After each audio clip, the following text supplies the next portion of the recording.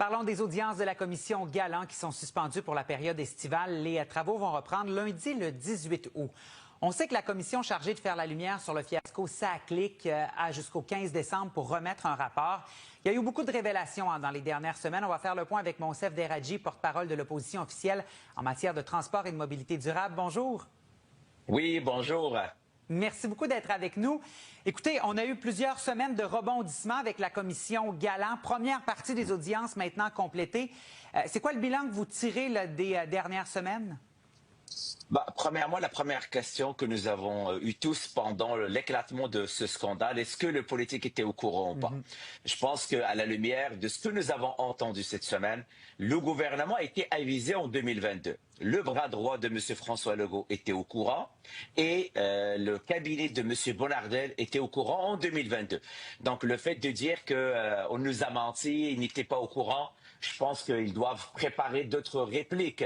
Que ce soit le bureau du Premier ministre, que ce soit le bureau de M. Bonnardel. Donc le politique savait les dépassements de coûts, mais malheureusement, ils n'ont rien fait. Ça, c'est le premier élément. Le deuxième élément, le plus troublant, c'est le manque d'écoute à l'intérieur de la SAC. Quand vous avez des vérificateurs internes qui vous disent « Attention, on s'en va vers le mur.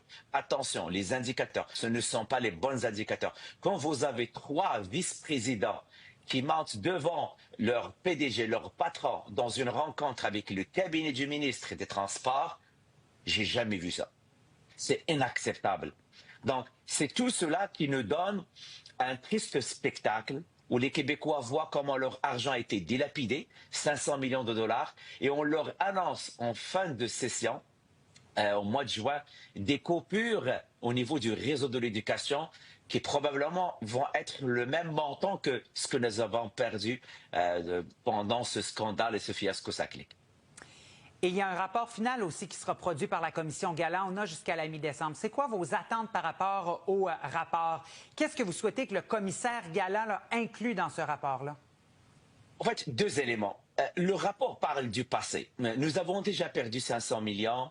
Nous avons devant nous le spectacle que je qualifie de triste d'incompétence. Premièrement, des bonnes recommandations par rapport à la loi sur la gouvernance des sociétés d'État. C'est inacceptable qu'on avait un conseil d'administration, soit qui ne jouait pas son rôle, soit qu'on n'écoutait pas. Et souvenez-vous qu'un témoin, M. Conrad Sioui, a envoyé une lettre au Premier ministre et à Mme Guilbeault et les deux, ils n'ont pas répondu. Donc il faut donner plus de mordant à cette loi sur la gouvernance des sociétés d'État et aussi des recommandations par rapport au projet de transformation numérique. Mais permettez-moi de vous rappeler un point extrêmement important.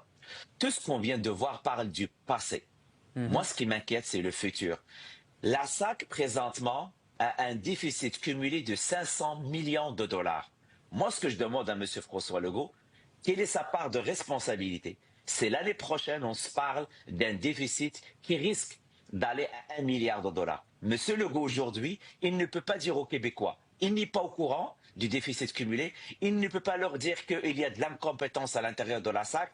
Et ce que je lui demande officiellement, c'est déposer un plan de redressement le plus tôt possible. C'est assez. Les Québécois, ils ont perdu beaucoup d'argent et il faut arrêter ce barreau vert et arrêter l'hémorragie. Et plus tôt au printemps, vous demandiez une enquête de l'Assemblée nationale sur les informations mensongères que les hauts dirigeants de la SAC auraient transmises aux parlementaires. Est-ce qu'on doit la tenir une fois que la commission Galland sera terminée? La CAQ avait voté contre, mais le premier ministre avait semblé être ouvert en période des questions, peut-être, à tenir cette autre enquête. Est-ce que vous continuez à marteler le message? J'espère que M. François Legault, à la lumière de ce qu'il a entendu cette semaine, il va revenir sur sa décision. Parce que là, maintenant, on comprend pourquoi il ne voulait pas nous donner cette enquête. Là, on le voit, on le comprend, parce qu'il y a des gens qui ont menti, mais le PDG a informé M. Bonnardel. Donc, probablement que M. François Legault, en parlant avec son équipe, y compris le ministre Bonnardel, que je tiens à rappeler, M. Bonnardel a voté contre cette enquête. Il était parmi les personnes qui ont voté contre notre demande d'enquête. Donc, il savait que lui, son bureau était au courant. Et elle savait qu'en 2022, il y avait un dépassement de coûts. Donc, j'espère qu'on va mettre la lumière, M. Gamin, ce qui est très, très important. Ce n'est pas uniquement le passé.